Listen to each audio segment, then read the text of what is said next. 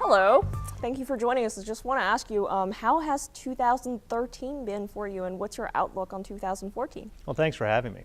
2013, I think, has remained a very strong year for M&A in the U.S. Certainly, we've been very busy, and certainly in the second half of the year. I think many of us try to think back to 06 and 07 and remember the boom years, but in reality, the U.S. M&A market has been pretty strong over the past 4 years with very consistent levels of activity. And I think what we're seeing now is growing valuations, certainly the availability of capital. And I think that one of the challenges many executives have faced is the wanting versus the willing aspect of wanting to do deals, but not having the willingness to execute and the confidence in light of some of the broader conditions that sometimes undermine that commitment to put capital to work. But all the economic factors are there, and I think the strong U.S. Position right now as it's slowly come out of the Great Recession has been I'd say, a bright light in the global M&A landscape. Are you happy with the pace of recovery so far? Well, it's a slower pace than I think any of us would like, but I think that slower pace is partly to be something to look at as a positive. It's built on some strong fundamentals. Sure. It's built on the ability to produce. It's built on effective deployment of the workforce, and it's been the leading recessionary comeback across the globe. So now we see stability in Europe and some opportunities for Europe to begin its movement out of the recession. We've seen a pause in some of the larger emerging markets, Brazil, China, where the growth rates have slowed, currency volatility has increased. And I think currency volatility is something that we're seeing, I think everyone realizes that that is a part of the forward momentum in the emerging markets. I think we had seen some stability and that started to bring a little extra confidence. In reality, volatility is important, but the transition's coming. We've seen new policies in Brazil. We've seen the currency begin to stabilize a little bit. So I think that dynamic is also setting the stage globally for some improved activity outside the U.S. In terms of, since you brought it up, outside of the U.S., do you see a lot of cross-border transactions this year? And are you expecting more next year? With cross-border activity, some interesting things. When I look at the activity in the past year, outbound activity, so U.S. investment abroad, clearly GDP growth in the U.S. at a low 2% is not going to drive a heavy growth factor. So you're looking at those emerging markets with those higher growth rates, right? China was at 8 to 9%. Now it's going to average, along with Asia, at around 6%. You're looking for that growth because one of the things we've seen in the U.S. is we've seen EBITDA and profit growth without revenue growth. And long term, we need to have the revenue growth to drive the real things that are going to move the value. And that's where the pressure is on CEOs now, is to achieve the revenue growth for the long-term strategy. And so when you go outside the U.S., the outbound investment has been still curtailed, mostly due to those aspects of volatility in certain markets. Clearly, China and Brazil are very attractive for many reasons, but the slowdown in the past year has caused folks to temper their attention. The rupee in India and the volatility there has brought India into a different perspective. And so our activity in the emerging markets continues to be dependent on which market, which sector, and the reason to invest there. What are some good sectors? It depends on where we are. Okay. The consumptive economy in China and Brazil is the first thing that draws people's attention. You have a growing middle class with growing incomes. Whereas you go to Africa, a continent full of many countries, not just one, that has a dynamic playing field, and it's commodity driven right now. But then when you look at what the opportunity is, that's where the next population growth is going to come. And then you take it over to Asia, there's still the supply side story about where you can produce and the labor differential.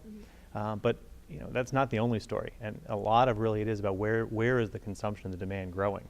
Because if I flip this around to inbound investment, the investment in the U.S. from non-U.S. companies, that also has been stymied. So even though the U.S. has been a very strong market, the investment from abroad has been curtailed because of those same volatility factors. The willingness to put capital to work when there's a currency deflation going on, when there are local economic factors, has even led where we saw, obviously Japan was a very busy investor this year, but China and Brazil less so, given the home market conditions. They're still going to be active buyers in U.S. assets in the year to come.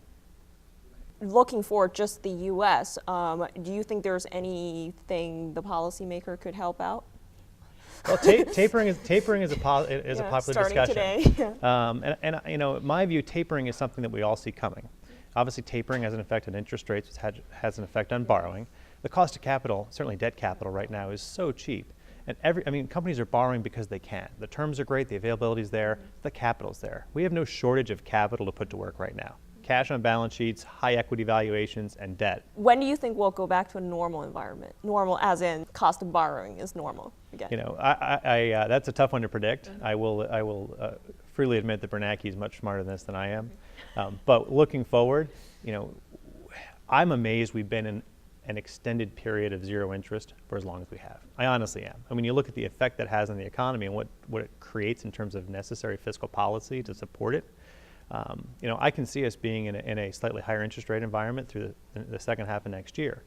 Do I see us returning to the rates that, you know, what's normal is probably the question to ask. Well, say 5%, yeah. Earning something over 1%, I think would be a good starting point. But it's factored in right now, and I don't expect a huge knee-jerk reaction. Certainly the equity markets might have a little bit of a reaction, but again, I think people are starting to bake that into understanding where valuations are these days. But what do you see as the greatest challenge in the M&A space going forward? You know, I think we continue to see, as certain economies begin to make the turn, obviously Europe and getting through their fiscal crisis was key. Now how Europe plays out of that. Southern and Eastern Europe is a very different place than Western Europe, than Germany, and Northern Europe.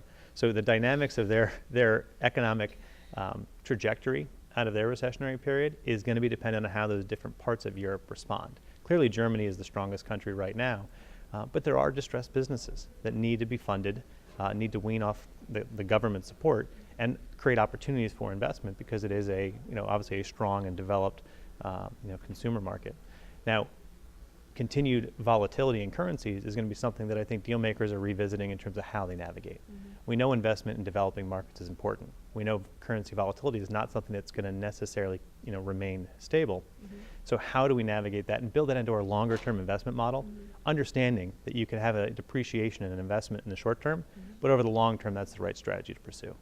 Can you define for us how volatile does a currency have to be in order for you to shy away from deals? Well, I'll tell you, a lot of folks, and the longer term view says the level of volatility isn't critical because over time it's where it's going to play out, right? I've seen on many transactions, currencies and the volatility that we're seeing in some of these markets, moving profitability by 10, 20, 30% in a short-term period. I think the key is understanding that risk and understanding how to manage it. I think I've seen many businesses, particularly in global business models now, where they can structure their business so they can build in what I'll call the natural hedge. But when you supply from one market and sell into a different market, your ability to offset your currency risk in the way your business is structured is a way to think about sourcing, using currency as a way to offset those inherent risks, so that as one part goes down, you're in parity. All right. Yeah. Anything else you want to tell our viewers? I mean, I think from our perspective, as we look at the market in 2014, we are seeing great momentum in the second half of the year. I think the level of activity that's going on certainly in the fourth quarter, unlike last year where it was a very tax-driven concept, the change in capital gains really drove activity in the fourth quarter of 2012. The fourth quarter of 2013 is more about activity based on fundamentals. About I would say that given where multiples and valuations are, there seems to be a greater confidence in earnings growth, which is behind the forward multiples and the valuations.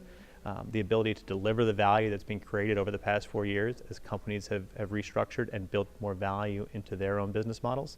And so the second half momentum we're seeing now, I expect to see continue straight into the first half of 2014. And that's why when I look at that positive momentum, I think we're going in a much better direction on a set of more complete basic fundamentals that, the confidence concept is something we keep talking about. The willingness, I think we were seeing a greater factor there. And I think the other thing that's changed, certainly over the past year, is the discussion that we see on the corporate side between boards and their management teams. The discussion around not just the big picture story about why it's a great deal, but the fundamentals of how that deal is constructed and how the management team is going to deliver on that transaction, right? Where's the value possibility? What are the synergies? How are you going to integrate it? When are you going to do it? And making sure that we're achieving those outcomes expected. I think there's been such a greater attention to that. It has affected how deals are getting done. I do see companies being much more focused on developing a very supportable business case, but also executable. And I think that's one of the key things. It's not just about the value you pay, but it's what you do with it and the execution on these transactions to deliver the value that they have the potential Like for. as in one buys a business, but after the transaction, you need to be able to operate it and carry something. Right. What you pay is one thing. What you do with it is another. And I think the focus on what you can do with it to deliver that incremental value has gotten a lot more attention earlier in the deal process, in the assessment and the decision to invest, and then quickly right after to deliver that value to shareholders. What used to be when? Like towards the end of the deal cycle? I would say, and I've seen this play out, that the excitement of getting a deal signed often led to a period of relaxation to close. Sure, yeah, you close. I see I see much greater use of, okay, we've got this signed, now let's use this time between closing to nail down our plans. So the day we close, we have execution ability, and then we can achieve the synergies, get the impacts that are going to drive the long-term value faster. I mean, we know that time is your least, time is the worst thing that working against you when it comes to a transaction, and particularly when you're talking about people, because the people aspect, the talent. I mean, so many acquisitions today are not just about markets or products or cost; they're about talent, particularly in the technology space. And talent is a very difficult thing to acquire because it's about culture, it's about motivation, and so the talent aspect just really focuses companies on how do I make sure that the talent that I see, which is key to the business model, is something that I embrace and bring into my organization. Thank you so much. Thank you.